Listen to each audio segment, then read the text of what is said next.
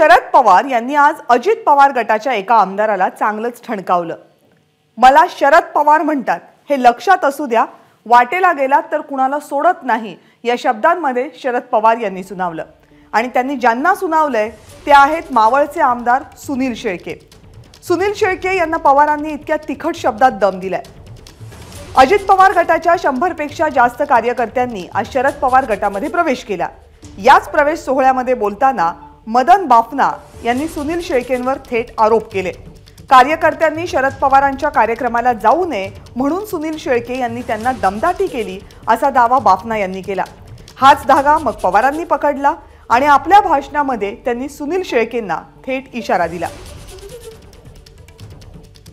आज त्याच विचाराच्या कार्यकर्त्यांनी जे चोराला निवडून आणण्यासाठी रावले घाम गाळला, आज त्यांना चोरी दमदाटी करतात। माझी विनंती आहे, एकदा दमदाटी दिली तर वास, पुन्हा असं काही केलं तर सरळ पवार म्हणतात त्याला।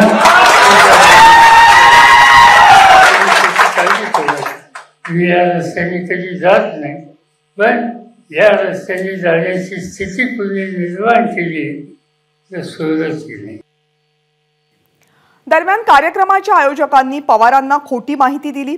शरद पवार यांनी शहानिशा न करता आरोप केले, त्यामुळे आश्चर्य वाटतं अशी प्रतिक्रिया आमदार सुनील शेळके यांनी दिली आहे। मी साहेबांना या बाबतीत जाऊन भेटणार आहे, साहेबांना विचारणार आहे की मी कुणाच्या वाटेला गेलो, माझी काय चूक झालेली आहे हे मला आपण सांगावं। मी कुणाला फोन केला, कुणाला दहशत केली, कुणाला दादागिरी केली, कुणाला दम दिला किंवा कुणाला फोन करून सांगितलं की साहेब मावळ तालुक्यात येत आहेत, आपण जाऊ नका, असा एक तरी व्यक्ती आपण उभा करावा।